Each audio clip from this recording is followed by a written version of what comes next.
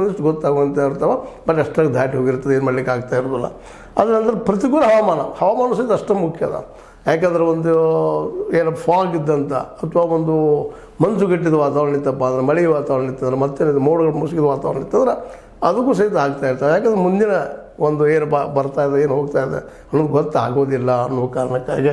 ಆದರೆ ವಿಧ್ವಂಸ ಕೃತ್ಯಗಳು, ಈ ಟೆರರಿಸ್ಟ್ ಅಂತೀವಿ ನಾವು, ಭಯೋತ್ಪಾದಕರು ಅಂತೀವಿ, ಇವರು ಸಹಿತ ದುರುಪಯೋಗ ಮಾಡ್ಕೊಳ್ಳೋಂಥದ್ದು ಇರ್ತದೆ.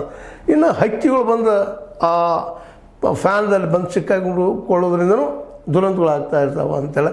ಇನ್ನೊಂದು ರನ್ವೇ ಅಂದರೆ ವಿಮಾನ ಹಾರುವ ಪೂರ್ವದಲ್ಲೇ ಮತ್ತು ಇಳಿಯುವ ಮುಂದೆ ಭಾಳ ಪ್ರಮುಖ. ಅದು ಸ್ವಲ್ಪ ಏನಾದರೂ ಹಾನಿ ಆಗಿತ್ತಪ್ಪ ಅಂದ್ರೆ ರನ್ವೇಗೆ, ಅಥವಾ ಇಳುವಲ್ಲಿ ಏನಾದರೂ ಪೈಲಟ್ ತಪ್ಪು ಮಾಡಿದ್ರೆ ಇಳುವಲ್ಲಿಯೂ ಆಗ್ಬೋದು, ಏರುವಲ್ಲಿಯೂ ಆಗ್ಬೋದು. ಈಗ ನಿಮ್ಗೆ ಆರಂಭದಲ್ಲಿ ಹೇಳಿದಂಗೆ 35% ದುರಂತಗಳು ಈ ರನ್ವೇ ಮೇಲೆ ಏರು ಮುಂದೆ ಟೇಕಾಫ ಮತ್ತು ಟೇಕಿನ್ನ ಈ ಸಂದರ್ಭದಲ್ಲಿ ಇರ್ತಾವೆ ಅನ್ನೋದು ಅಷ್ಟ ಸತ್ಯದ. ಇದೇನೋ ಆಗಲಿ, ಈಗಂತೂ ದುರಂತ ಆಗಿದೆ. ಈಗಾಗಲೇ ಟಾಟಾ ಸಮೂಹದವರು 1 ಕೋಟಿ ರೂಪಾಯಿ ಪರಿಹಾರವನ್ನು ಘೋಷಣೆ ಮಾಡಿದ್ದಾರೆ ಆ ದಿಶೆಯಲ್ಲೇ. ಇನ್ನೂ ಸರ್ಕಾರವು ಸಾಕಷ್ಟು ಅವರಿಗೆ ಅನುಕೂಲ ಆಗುವಂಥ ವ್ಯವಹಾರಗಳನ್ನು ಮಾಡುವಂಥದ್ದು.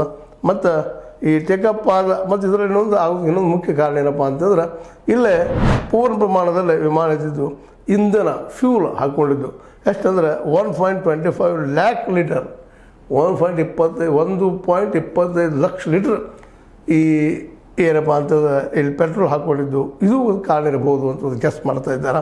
ಅದೇನೋ ಆಗಲಿ, ದುರಂತಂತೆ ಆಗ್ಯದ. ಇನ್ನು ಅದನ್ನು ಯಾವ ತಪ್ಪೋ ಯಾವ ಸರಿನೋ ಇನ್ನು ಮುಂದಿನ ದಿನದಲ್ಲಿ ಗೊತ್ತಾಗುವಂಥವು ಏನೋ ಒಂದಿಷ್ಟು ಮಂದಿ ಉಳಿದಿದ್ದಾರೆ ಇದ್ರಾಗ. ಅವರು ತಮ್ಮ ಅನುಭವ ಹೇಳ್ತಾರೆ, ಮಧ್ಯಾಹ್ನ ಮಾಡಲಿಕ್ಕೆ ಸಾಧ್ಯ ಇಲ್ಲ. ಅದರ ಲೋಪದೋಷಗಳು ಆ ಬ್ಲ್ಯಾಕ್ ಬಾಕ್ಸ್ ಏನಿರ್ತದೆ ಅದು ತೆಗೆದು ನೋಡಿದಾಗ, ಅಭ್ಯಾಸ ಮಾಡಿದಾಗ ಗೊತ್ತಾಗುವಂಥದ್ದು. ಅಲ್ಲಿವರೆಗೆ ನಾವೆಲ್ಲರೂ ಗೆಸ್ ಮಾಡ್ತಾನೆ ಇರೋದು.